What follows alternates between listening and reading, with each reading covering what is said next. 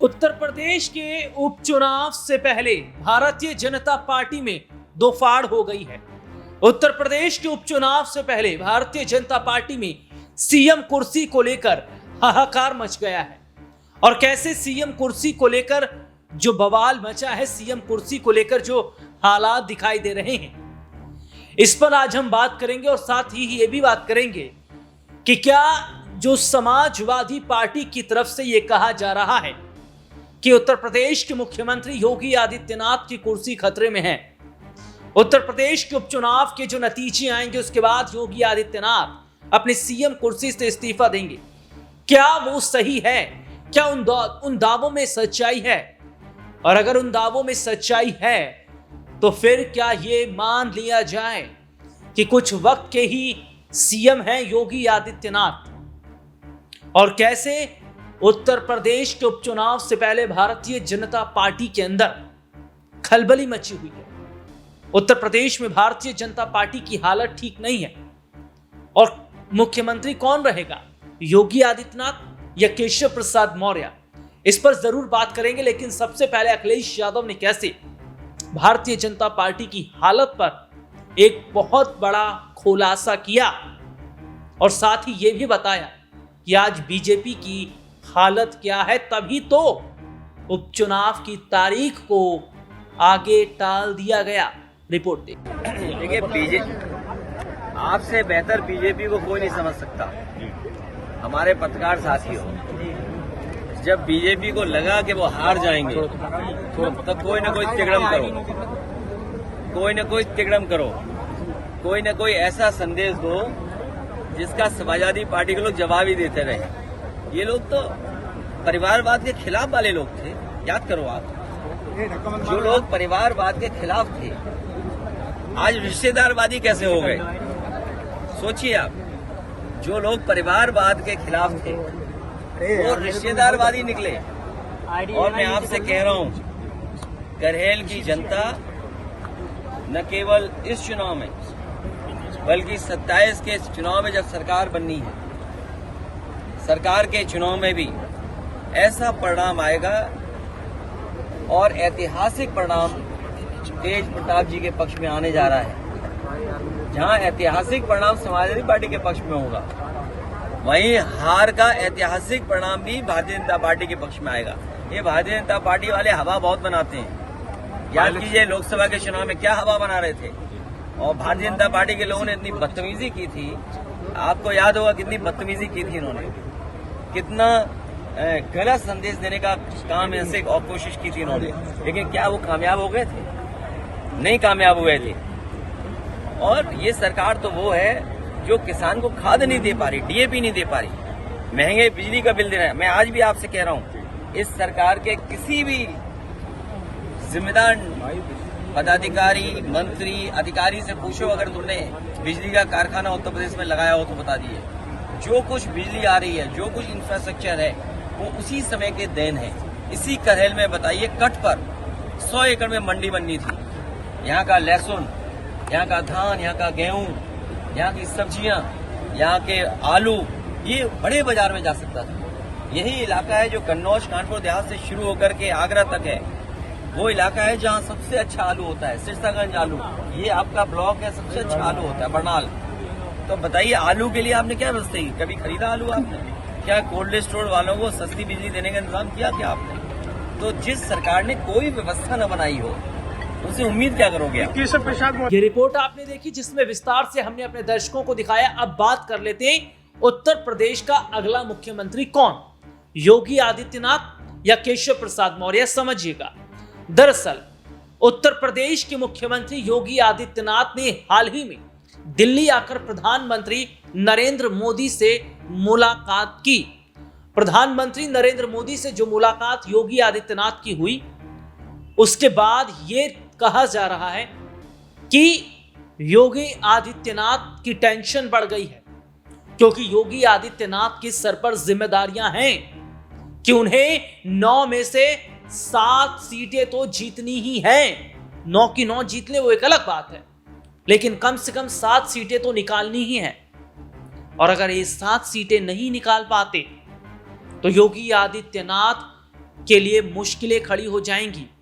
और क्या केशव प्रसाद मौर्य जो काफी वक्त से सीएम बनने की रेस में थे, उनका अब नंबर आता नजर आ रहा है? सुनिएगा जरूर, क्योंकि स्थिति बहुत ऐसी बीजेपी के अंदर बनी है जो ये बताती है कि ये उपचुनाव तय कर देगा कि 2027 का किंग कौन होगा। और उत्तर प्रदेश के उपचुनाव से ये तय भी हो जाएगा कि क्या उत्तर प्रदेश के उपचुनाव से तय हो जाएगा कि क्या योगी आदित्यनाथ आगे सीएम बने रहेंगे या नहीं। दरअसल ये देखा जा रहा है कि भारतीय जनता पार्टी की हालत खराब है, इसमें कोई दो राय नहीं। उत्तर प्रदेश में जो उपचुनाव की तारीखों को अचानक से बदलाव किया गया, उस पर समाजवादी पार्टी ने जमकर भारतीय जनता पार्टी को घेरा। जमकर उन्होंने निशाना साधा योगी आदित्यनाथ पर। उन्होंने कहा कि बहुत बड़ी धांधली हो रही है, चुनाव आयोग एक साजिश कर रहा है, चुनाव आयोग भारतीय जनता पार्टी के ये तमाम सभी बड़े जो लोग हैं ये साजिश करके चुनाव को गलत तरीके से जीतने की कोशिश कर रहे हैं। और ये तक कहा जा रहा है कि समाजवादी पार्टी के नेताओं को, पार्टी कार्यकर्ताओं को धमकाया जा रहा है। हमने अपने चैनल पर रिपोर्ट भी बाकायदा दिखाई है, वो जाकर दर्शक देख भी सकते हैं। शिवपाल यादव का वो बयान है।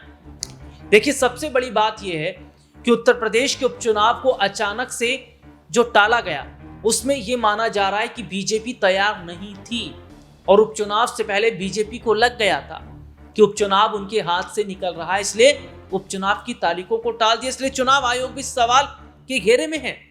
लेकिन यहां पर यह देखा जा रहा है कि कैसे योगी आदित्यनाथ के लिए यह उपचुनाव किसी अग्नि परीक्षा से कम नहीं। और क्या केशव प्रसाद मौर्य अगले मुख्यमंत्री होंगे? सुनिएगा। दरअसल उत्तर प्रदेश के उपचुनाव को जितवाने की पूरी जिम्मेदारी योगी आदित्यनाथ पे है, क्योंकि वो प्रदेश के सीएम हैं।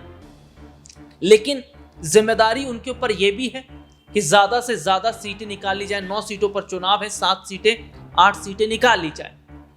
लेकिन यहां पर एक सीट ऐसी सीट है, मिल्कीपुर सीट, जिस पर अभी उपचुनाव नहीं हो रहा, चुनाव की तारीख उस पर घोषणा नहीं की गई। लेकिन यह कहा जा रहा है कि अगर इस उपचुनाव में बीजेपी नहीं जीत पाती तो फिर समझ लीजिए कि मिल्कीपुर में भी जीतना बहुत आसान नहीं, या मिल्कीपुर में भी बहुत मुश्किल हो पाएगी जीतना, क्योंकि इससे रुख जनता का पता चल जाएगा। और अगर फूलपुर सीट पर बीजेपी का उम्मीदवार जीत गया तो केशव प्रसाद मौर्य के लिए सीएम बनने का रास्ता खुल जाएगा, क्योंकि फूलपुर सीट की जिम्मेदारी संभाल रखी है केशव प्रसाद मौर्य ने। और केशव प्रसाद मौर्य पूरी जी जान लगा रहे हैं फूलपुर सीट पर उनका उम्मीदवार कैसे भी करके जीते। तो यहां पर आप देख लीजिए कि जहां 9 सीटों की जिम्मेदारी जो है योगी आदित्यनाथ पर है, तो वहीं फूलपुर की जिम्मेदारी जो है उन्हीं 9 सीटों में एक सीट, फूलपुर की सीट की जिम्मेदारी वो केशव प्रसाद मौर्य के उस पर है। और ऐसे में ये देखा जा रहा है कि बटेंगे तो कटेंगे, जो योगी आदित्यनाथ ने बयान दिया, उनके इस बयान पर जो बीजेपी की सहयोगी पार्टियां हैं वो किनारे कर रही हैं। जयंत चौधरी खुद को अलग कर रहे हैं उनके बयान से, अनुप्रिया पटेल खुद को अलग कर रही हैं, संजय निषाद खुद को अलग कर रहे हैं, ओम प्रकाश राजभर उनके बयान से अलग कर रहे हैं खुद को। वो कह रही है योगी आदित्यनाथ जी की अपनी मैथोलॉजी है, ये उनका अपना विचारधारा है, हम इस पर ज्यादा कुछ नहीं कहेंगे। तो क्या जो कटेंगे बटेंगे, जब जब बटे हैं तब तब कटे हैं, ये जो बात हो रही है, क्या ये कहीं ना कहीं बीजेपी अपने लिए मुश्किलें खड़ी कर रही है? क्योंकि अखिलेश यादव क्या कह रहे हैं, सुनिए। अखिलेश यादव कह रहे हैं जुड़ेंगे तो जीतेंगे, और पीडीए ना कभी बटा है ना बटेगा, और जो पीडीए को बांटने की बात करेगा वो पिटेगा, ये शिवपाल यादव ने कहा था। तो ऐसे में देखा जा रहा है कि पूरे देश में बांटने काटने की जो राजनीति है वो भारतीय जनता पार्टी कर रही है। विपक्ष क्या कह रहा है? मुल्क को जोड़ने की बात विपक्ष कह रहा है, विपक्ष सबको साथ लाने की बात कर रहा है। और ऐसे में माना भी जा रहा है कि भारतीय जनता पार्टी के लिए वाकई ये उपचुनाव बहुत मुश्किल है। और अगर केशव प्रसाद मौर्य फूलपुर जैसी सीट, जहां पर बीजेपी का उम्मीदवार खड़ा हुआ है, वहां पर अगर मजबूत होती है स्थिति, तो केशव के लिए रास्ता तो खुल जाएगा, लेकिन योगी आदित्यनाथ के लिए रास्ता बंद होता नजर आएगा, क्योंकि समाजवादी पार्टी के कई नेता, पार्टी के कई बड़े चेहरे ये कह चुके हैं कि योगी आदित्यनाथ उपचुनाव के नतीजों के बाद आप देखिएगा सीएम कुर्सी छोड़ देंगे। और अगर ऐसा है तो क्या बीजेपी केशव प्रसाद मौर्य पर दांव खेल देगी? और केशव प्रसाद मौर्य के चेहरे पर दांव खेला जाता है तो क्या 27 का चुनाव वो आसानी से जीत जाएंगे? क्योंकि समाजवादी पार्टी ये कह रही है कि कुछ वक्त और रुकिए, बीजेपी उत्तर प्रदेश से सत्ता से साफ होने वाली है। और समाजवादी पार्टी की जो लहर दिखाई दे रही है वो कोई दो राय नहीं कि वाकई समाजवादी पार्टी कुछ बड़ा करने वाली है, और इस उपचुनाव से सपा की और बीजेपी की ताकत का पता चल जाएगा। इस रिपोर्ट में इतना ही। आपसे फिर दोबारा मुलाकात होगी, तब तक के लिए इजाजत दीजिए। नमस्कार।